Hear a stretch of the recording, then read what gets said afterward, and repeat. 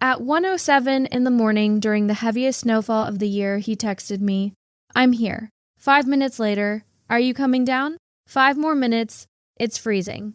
"Hello?" I watched the typing bubble appear, disappear, reappear, and then I unmatched him. And through my bedroom window, I saw him sprinting down the street in the snow. Let me tell you why he earned every second of that cold. If you've ever been ghosted, led on, or made to feel disposable, this one's for you. Hit like, subscribe, and buckle up. Because sometimes revenge isn't loud, sometimes it's quiet, calculated, and ice cold.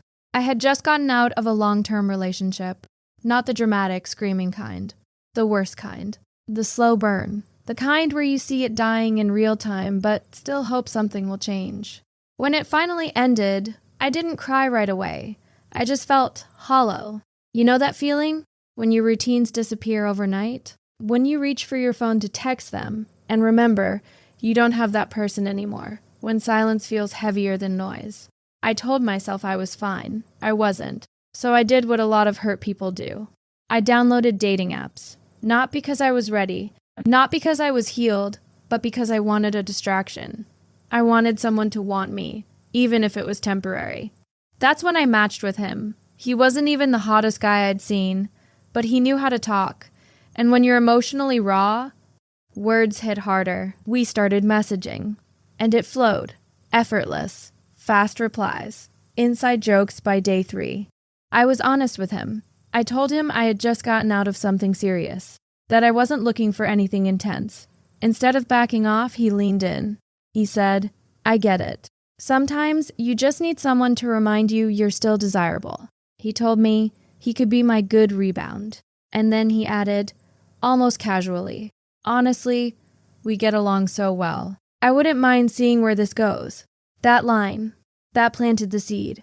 Because suddenly, this wasn't just a distraction. It felt validating. We talked every single day for a week. Morning texts, late night conversations. He'd ask about my day, remember small details. It felt intentional. By the end of that week, when he suggested coming over, I hesitated for maybe 2 seconds. Then I said yes. The hookup itself? Fine, nothing magical. But not bad. The real high came the next morning. He texted me first. "Had a really good time last night." Relief washed over me, my stomach unclenched. Maybe this wasn't just a one-night ego boost. The next day, still normal, flirty texts, memes, casual check-ins. And then, silence. I sent a message, left on read. Okay, maybe he's busy. I saw him online, typing to other people, just not me. I waited, sent another message later that night. Something light, no pressure, read. No response. There's something uniquely humiliating about watching someone view your message and choose not to answer. Your brain goes into overdrive. Did I say something wrong? Was I too available? Did he notice something about me he didn't like? I could literally see him active. Green dot on, off, on again. Just ignoring me. After 2 days of this, I sent one final message. If you're ghosting me, you could at least unmatch. I tried to sound detached, casual. The next time I opened the app, he was gone. Unmatched. No explanation. Just erased. And that hit harder than I expected. It wasn't even about him. Not fully. It reopened everything from my breakup. Every insecurity, every you're not enough thought I had tried to bury. I found myself thinking about my ex again, comparing, romanticizing. I felt disposable, used.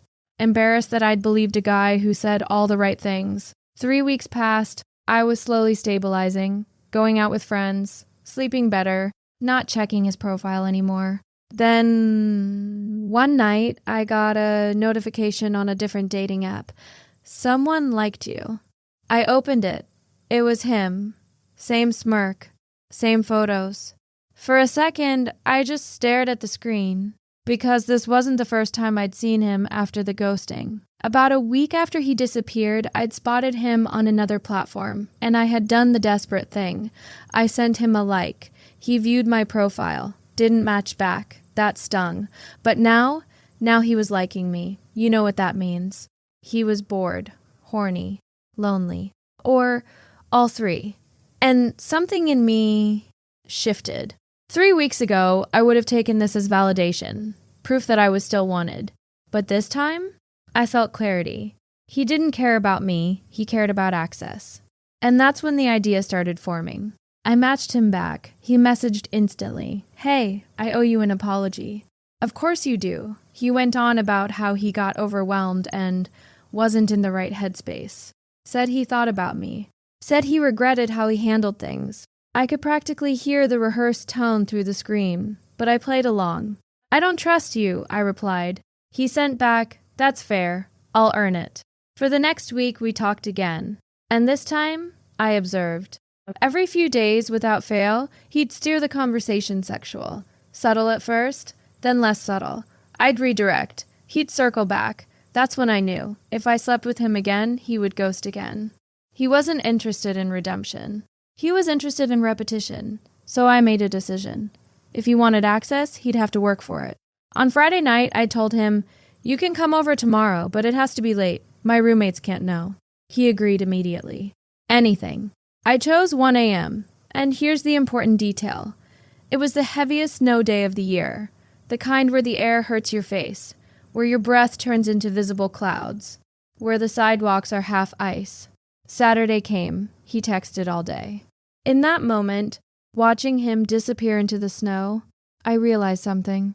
3 weeks earlier, I had cried over a man who couldn't even send a decent goodbye. I had questioned my worth over someone who saw me as convenient. But that night, I flipped the script. He showed up expecting easy access. He left with nothing. No closure, no control, no satisfaction, just the cold.